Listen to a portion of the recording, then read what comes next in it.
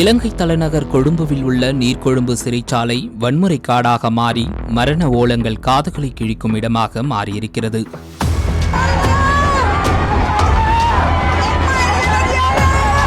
1800க்கும் அதிகமான கைதிகள் உள்ள இந்த சிறைச்சாலையில் போதைப் பொருள் விற்பனை தொடர்பாக இரு குழுவினருக்கு இடையே நேற்று மோதல் ஏற்பட்டுள்ளது. கட்டுக்கடங்காமல் மோதல் தீவிரமடைந்ததால் காவல்துறை சிறப்பு படையினர் சிறைக்கு வரவழைக்கப்பட்டுள்ளனர். இந்த மோதலின் போது 2 பேர் சம்பவ இடத்திலேயே உயிரிழந்துள்ளனர். சுமார் 35க்கும் மேற்பட்டோர் காயமடைந்துள்ளனர். காயமடைந்தவர்களை மீட்டு கொழும்பு தேசிய மருத்துவமனைக்கு சிகிச்சைக்காக அனுப்பி வைத்தனர்.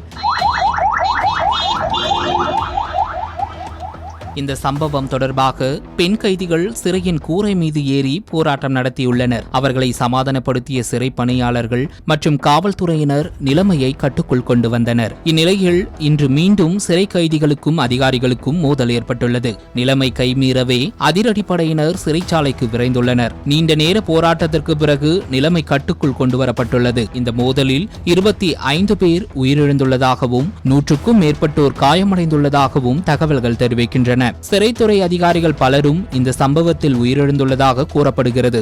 இதனிடையே கைதிகளின் குடும்பத்தினர் மற்றும் பொதுமக்கள் சிறைச்சாலை முன்பு குவிந்துள்ளதால் அப்பகுதியில் பதற்றமான சூழல் நிலவி வருகிறது.